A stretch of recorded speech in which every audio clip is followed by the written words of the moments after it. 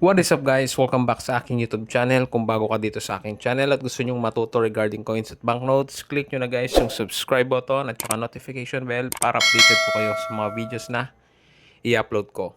So pag-usapan natin guys itong 10 piso ASEAN, which is ito po yung 10 piso na may QR code. So marahil yung iba po sa inyo is meron na po nito. And sa pagkakalam ko kasi guys is parang unti-unti pong nagsisirculate ito.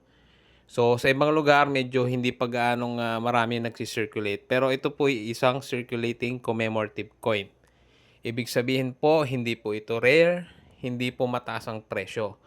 Kaya ako po ginawa ito is para magbigay babala po sa mga ganitong post na sinasabi po na binibili nila ng around 80,000 to 100,000. So mag-iingat po kayo guys. Huwag po kayong basta magko-comment ng mga personal details nyo diyan sa mga post po nila.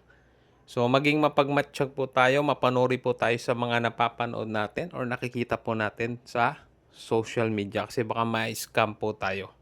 So itong coin po na ito guys, sa pagkakalam ko is 5 million mintage. So ito po yung bilang ng mga barya na nagsisirculate po dito sa atin.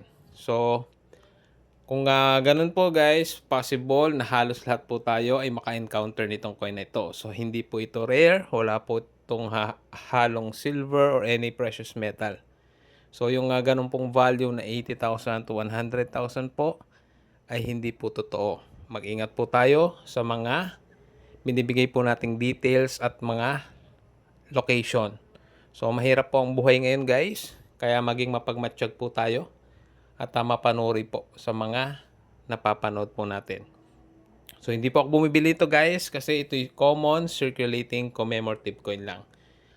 Face value lang po ito, 10 piso lang po ito guys, no? So sa ngayon, tingnan natin, baka sa susunod ng mga taon guys is magkaroon siya ng value. Pero sa ngayon guys, face value lang po.